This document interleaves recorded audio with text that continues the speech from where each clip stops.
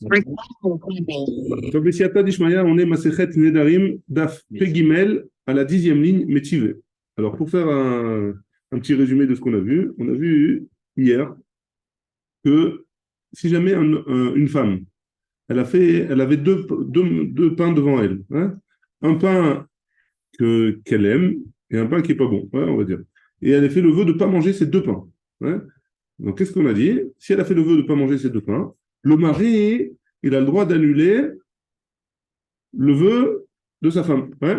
Maintenant, il a le droit d'annuler si c'est un inouï nefesh seulement.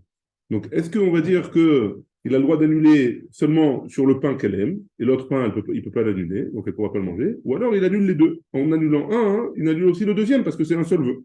Ouais. Il y avait une marloquette là-bas, et on a vu le dernier avis qui était Ravasi et Rabbi Yochanan. Ravasi a posé la question au Rabbi Yochanan que si jamais il y avait deux pains, et elle a fait le vœu de ne pas manger, et le mari il a annulé, un des pains elle aime et un des pains il n'est pas bon, ouais, alors d'après lui, le mari il a pu annuler que le vin qu'elle aime, que le pain pardon qu'elle aime, ouais, pas le pain qu'elle aime pas.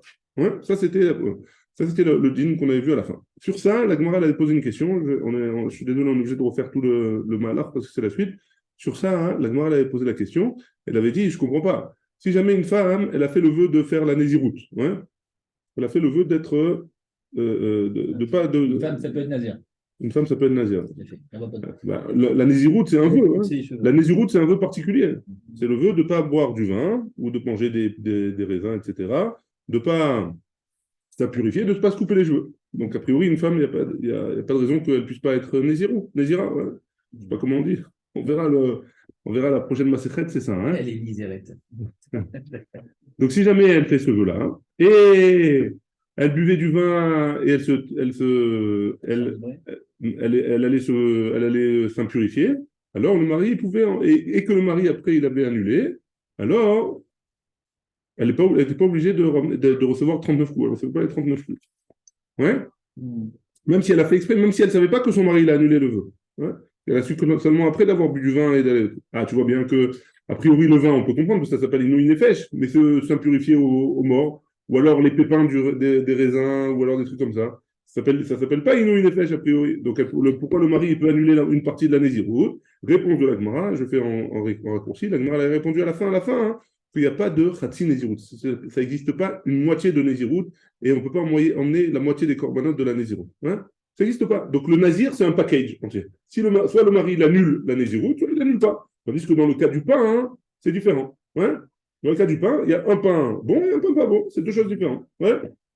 C'est bon? On en est là. Métivé. Maintenant, sur ça, hein, on objecte. Sur le fait qu'on a dit que, juste avant, on avait dit, Amarabaye, juste avant Mamash, une ligne avant, En Nézirut la Khatsaïn, Ven Korban la Khatsaïn. On ne peut pas emmener la moitié. Il n'y a pas de moitié de Nézirut et de moitié de Korban de la Nézirut. Métivé. Sur ça, on objecte tout de suite. Aïcha Shenadra Ben Nazir, une femme qui a fait le vœu d'être nazir, ouais, d'être nazira. Veifrisha Behemta. Et alors Rachid nous explique un petit peu de quel cas on parle. On parle d'un cas hein, où un nazir, on a besoin d'une définition avant qu'on va voir dans la prochaine Masechet, un nazir qui a fait le vœu de nazirout, l'homme est un homme, une femme, ça ne change rien, hein, et qu'au milieu, par erreur, il s'est impurifié, il a touché un mort ou il a touché quelque chose qui était impur, et à cause de ça, il devient impur. Alors qu'est-ce qu'il doit faire? Il doit se purifier de son impureté, et il recommence à zéro la Nézirut. Il recommence à zéro. Ouais. Mais avant de recommencer la Nézirut, il est obligé d'emmener 3 korbanot. Un korban khatat, un korban orla et un korban hacham. Ouais. On se rappelle, on verra en détail, dans la Masechet Nézirut, on va le voir en long, en large et en travers, on va les apprendre par cœur. Hein. Donc, avant, un homme qui était nazir et qui s'est impurifié, avant de recommencer à compter sa Nézirut, il doit emmener 3 korbanot. Khatat, Ola et Hacham. Khatat et Ola, c'est un poulet, hein, et Hacham, c'est un petit moignon, hein, un petit agneau. Ah. Ouais, tu me déçois. Je ne me rappelle même plus le nom du film. Quoi, du film? Le film, le petit moignon. Tu n'aimes plus Ah, fait tu vois, oui. Ça y en a fait, tu vois. Donc ça, c'est... Maintenant, cette femme-là, qu'on a dans notre cas à nous, elle a fait le vœu de Nézirut. Et elle s'est impurifiée. Ouais. Qu'est-ce qu'on a dit? Elle doit emmener 3 corbanotes. Ouais. Maintenant, elle a pris ces 3-là, elle avait 3 à la maison, elle a dit voilà, ça, c'est pour mon korban Nézirut. Ouais? Si elle dit ça, c'est pour mon korban Nézirut, et faire la ba'ala. Et après seulement, hein, le mari, il a été méfer. Après seulement, le mari, il a annulé le vœu. Ouais? Vous êtes avec moi? Le mari, il a annulé le vœu. Donc, a priori, a priori, Mechila, a priori, elle n'a plus besoin d'emmener les korbanot, puisqu'elle a annulé le vœu. C'est comme si qu'au début, elle n'avait plus de Nézirut. Elle a annulé le vœu de Nézirut. Hein? Oui? C'est avec moi ou pas? On recommence. Une femme qui a fait le vœu de Nézirut. Et elle est devenue impure. Elle doit emmener 3 korbanot avant de recommencer sa Nézirut. Maintenant, après qu'elle ait été mafricha, elle a désigné ses korbanot. Elle a dit voilà, ça c'est mes korbanot parce que je suis impure. Après ça, le mari, il a entendu qu'elle a fait Nézirut. Elle a dit quoi? Que tu fais Nézirut, de quel droit? Ouais, je t'annule ton vœu de Nézirut. Alors maintenant, hein, rétroactivement, elle n'est plus Nézira, cette femme-là. Rétroactivement. Donc a priori, elle n'a pas besoin d'emmener des korbanot, puisque le fait qu'elle se soit impurifiée, elle pouvait s'impurifier puisqu'elle n'était pas Nézira. Ouais? Comment? Ils sont Ekdesh. Après, ça, c'est une autre chose pour elle. Maintenant, est-ce qu'elle doit les emmener? Eux, ils sont Ekdesh. Est-ce qu'elle doit les emmener au Beth Amikdash ou pas? Maintenant. Ouais, pour les sacrifier. Ouais? Et faire là-bas, là, on en est là. Là, c'était vraiment l'introduction. Après, ça va être plus cool. Par contre, et faire là-bas, là. Mais via Khatataof, elle ramènera le Korban Khatataof, seulement un des 3. Veina, mais via Olataof. Et elle n'emmènera pas le Olataof, le Ola. Donc, elle ramènera le Khatat. Elle ne ramènera pas le Ola ni le Hacham. Hein? Veillez à Marthe, en korban et chatzi Nézirut. Et si tu me dis qu'il n'y a pas de korban, il n'y a pas de sacrifice pour une moitié de Nézirut, Amaï Mevia Khatataof, pourquoi elle ramène un des 3 korbanot? A priori, il n'y a pas de chatzi korbanot, les Nézirut. A priori, on n'a pas le droit. Tu m'as dit tout de suite abayé, tu m'as dit juste avant abayé, qu'on ne fait pas la moitié des korbanot. Donc pourquoi tu m'emmènes que Khatataof, a priori? Comment? Tu as pardonné peut-être? Mais c'est par pardonner de quoi? Soit si elle doit se faire pardonner, elle doit en emmener 3. Tout rien. Hein. Si elle ne doit pas se faire pardonner, elle n'emmène que un. Elle n'en emmène aucun. Ouais, aucun. Donc tu vois bien qu'on peut emmener une partie seulement, on peut faire une moitié. Donc a priori, donc j'ai un problème avec ce que tu m'as dit juste avant. Ah bah, ouais. La Gemara dit Ve'elamai. Quoi? Et qu'est-ce que tu veux me prouver de là? Yesh korban nesrati Nézirut. Tu veux me prouver que pour une moitié de Nézirut, il y a un korban, on peut emmener un korban. Shalosh behemot baria le atouye. Elle aurait dû emmener. C'est vrai qu'elle a fait une khati Nézirut, hein? Elle a fait une khati Nézirut parce que si tu me dis qu'elle doit emmener des korbanot, alors elle a fait une khati Nézirut. C'est toi le moment jusqu'au moment où le mari l'a annulé. Hein? Donc a priori, elle devrait emmener pour la khati Nézirut. Alors tu veux m'apprendre qu'il y a quoi, une khati korban pour le khati Nézirut? Tu vois bien que si jamais c'était ça, elle aurait dû emmener 3 korbanot. Et là, tu aurais pu me dire qu'il y a khati korban pour le khati Nézirut. Là, tu aurais pu me dire là. Mais là, tu m'emmènes qu'un seul korban sur les 3. Elle aurait dû en emmener 3, hein? Les 3 de la Touma. Hein? Shalosh behemot bayala touye. Elle aurait dû emmener 3 behemot. Le khatat, ola, ou shlamim. Ouais? Et là, les olam. Maintenant, alors donc on va dire que en korban khati Nézirut. Donc tu peux pas m'objecter de là. Et quoi qu'il arrive, Abaye il continue dans son chemin qu'il n'y a pas de korban pour une khati Nézirut. Ouais? Des khatataof. Et pourquoi elle ramène le khatataof? Ouais? Pourquoi elle ramène un des 3 korbanot? Des matia, parce qu'elle l'emmène. Mishum, des khatataof. Ah tiens, elle a safek. Parce que le khatataof, on l'emmène si on a un safek. Même si on a un safek, on l'emmène. Et donc, comme le khatataof, c'est un korban qui est calme, qui est a priori plus simple, ouais, qui est plus facile à emmener, je n'ai pas une obligation particulière de l'emmener. Même si j'ai un safek sur une Nézirut ou sur une Touma, j'emmène quand même ce korban-là. Hein? Alors, malgré tout, même dans un cas comme le nôtre à nous, où le mari il a annulé le vœu après qu'elle a fait elle a été mafriche les korbanot, alors dans ce cas-là, celui-là, seulement comme c'est un korban qui est simple, qui est facile, alors on l'emmènera. Ouais, elle l'emmènera. Et ce n'est pas une preuve qu'il y a un korban pour une khati Nézirut. Ce n'est pas une preuve de là-bas. Hein? Juste, c'est parce que c'est un safek. C'est bon jusque-là? Très bien. Maintenant, la Gemara, elle revient sur le sujet principal qui était la femme qui a fait le vœu sur 2 morceaux de pain et un des deux qui est bon, un des deux qui n'est pas bon. Hein? Et Tivé. Et qu'est-ce qu'on avait dit là-bas? Rabbi Yochanan, il a dit que le mari, il peut annuler seulement le vœu qui est sur le pain qui est bon, qu'elle aime. Hein? Et Tivé, on objecte. Aïcha, Shenadra Benazir, Venitmet Verkakar et faire la Baala.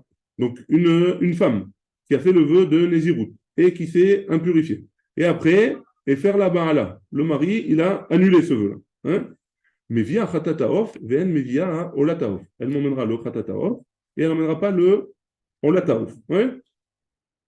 Vehi amart. Et si tu me dis que me faire la mitana, vn me faire les chiennes mitana, hein, c'est quoi? Tu veux me dire que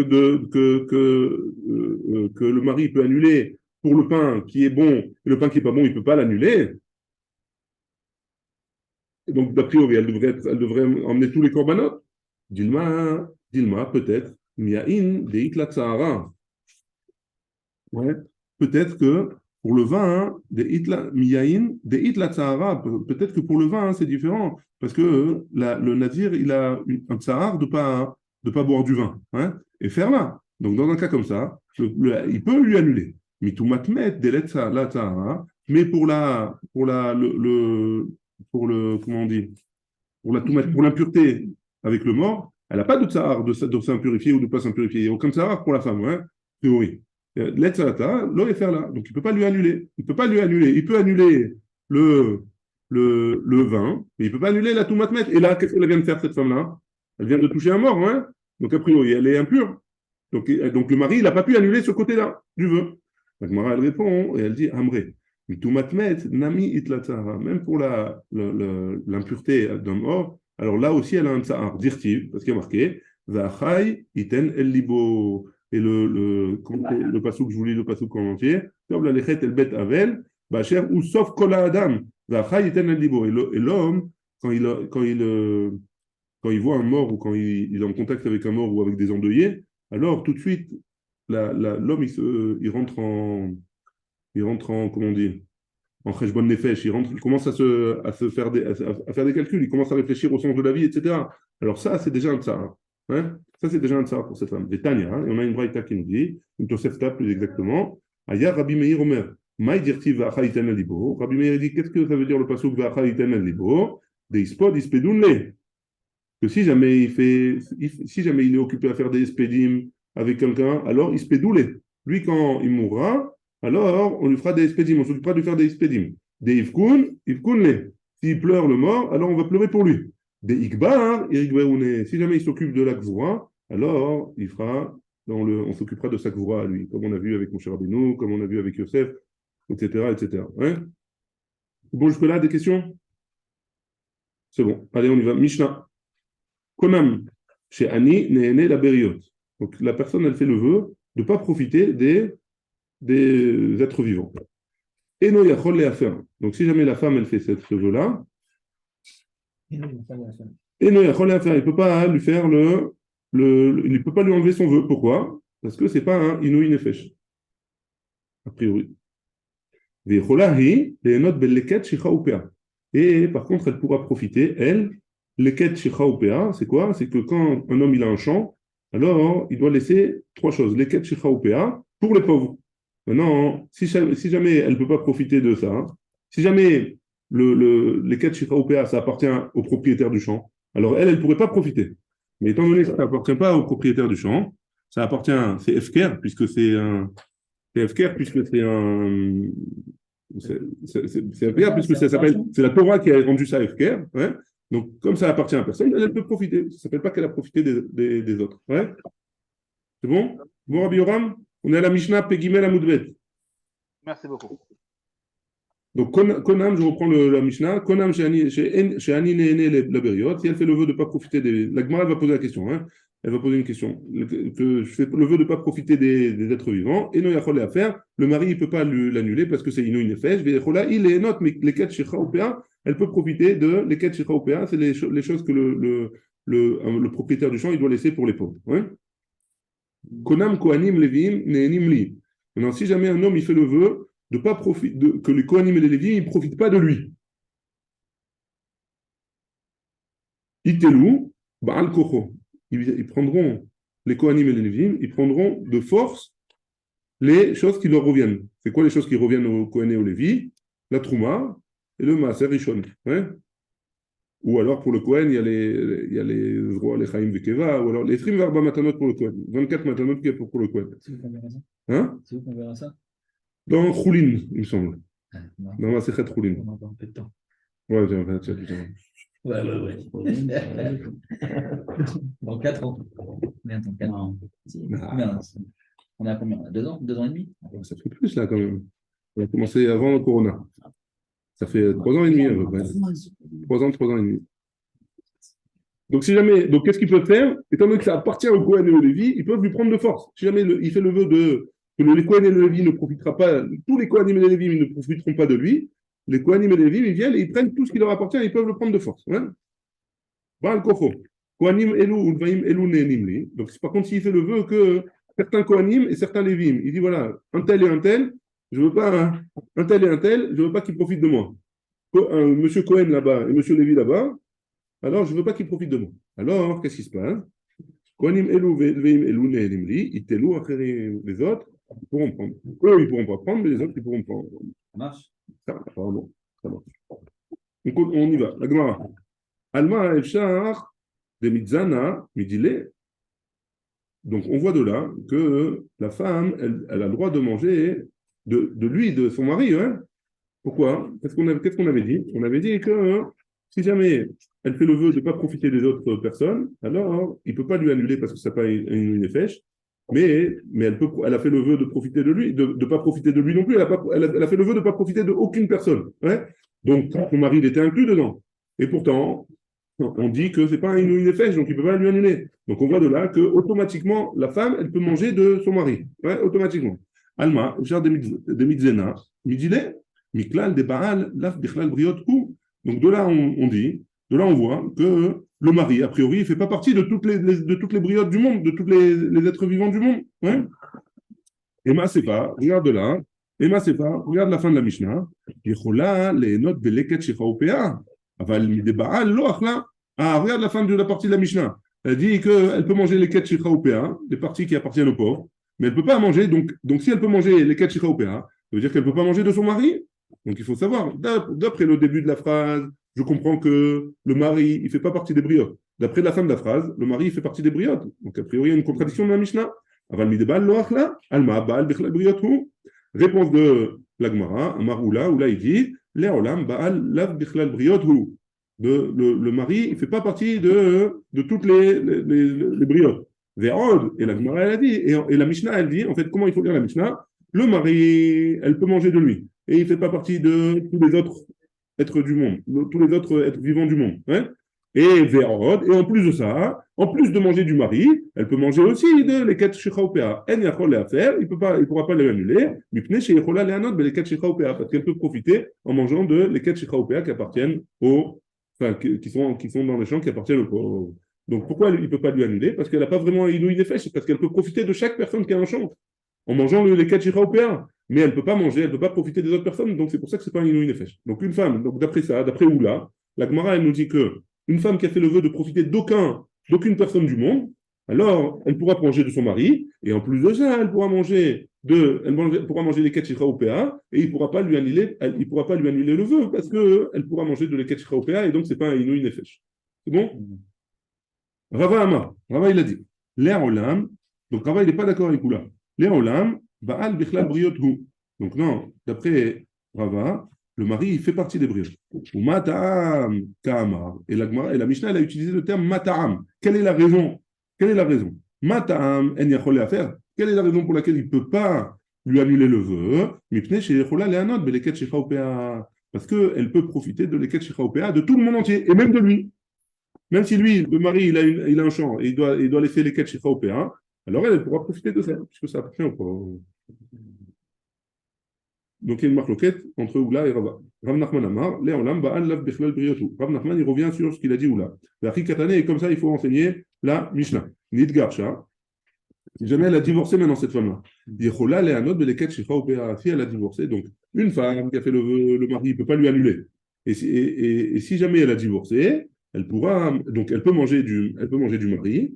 Et si jamais elle a divorcé, elle pourra manger de Leket Shecha Opera. Donc elle a toujours une solution, c'est pour ça qu'elle ne peut pas, que le mari peut pas lui annuler. Ouais. Ça, c'est juste pour expliquer la Mishnah. Il n'y a pas de. La question, elle est, est-ce que le mari fait partie de briotte ou pas briotte. Donc, pas conquête. Il y a Oula et Oula et Rav Nachman d'un côté et Rava de l'autre côté. Maintenant, Oula et Rav Nachman, ils n'ont pas la même réponse dans la même explication dans la Gemara. Même s'ils ont le même ta'am, le même din pour le mari, est-ce qu'il fait partie des briottes ou pas. Et en tout cas, ils n'ont pas le même, ils lisent pas de la même manière la Mishnah. C'est ça le chidouche. C'est bon? Et Tivé, on est Pédalet Amoud Aleph en haut. Hein?